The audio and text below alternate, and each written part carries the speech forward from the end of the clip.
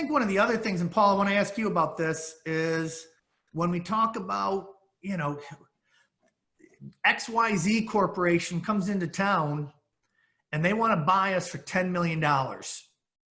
And you know, we're 50-50 partners. And I think that's, you know, more than a fair offer. And my partner is sitting there saying, there's no way I would sell for that. How do you rectify those kinds of situations?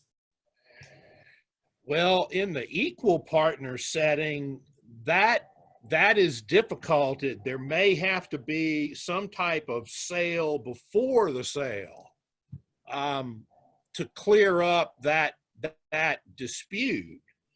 One of the things I wanted to say about the divorce thing is the way that I used to always draft it was the lawyer, the owner who gets divorced has the prior right to those shares. And I always made spouses be not just acknowledge the agreement, to be parties to the agreement. And let me tell you something, clients push back on that. I don't want to involve him or her, but let me tell you something, I insisted on it. So far, I haven't practiced law since August 29th, 2005, the day Hurricane Katrina hit. And I'm going to tell you that I've had 3 clients so far, years after I did work for them, call me and say, I got divorced and thank you for forcing my spouse to sign that agreement. Yeah. Because it's made a difference in my life. And those are 3 people who thought enough to contact me to thank me.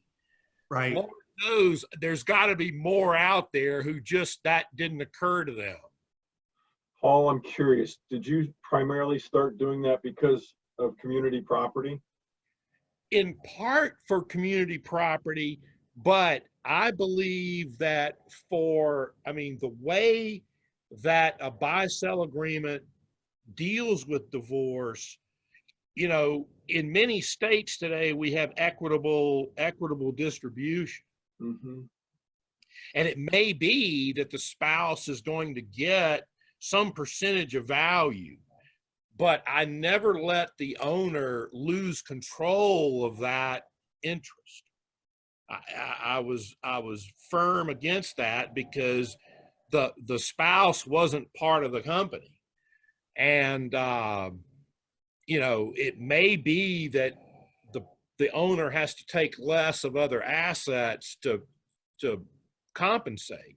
Mm-hmm. But they usually don't want to lose, and certainly don't want to have to buy their interest back from their partners if you give the partner a chance. I'll tell you this too, another event that often comes up is when an employee owner resigns and intends to compete.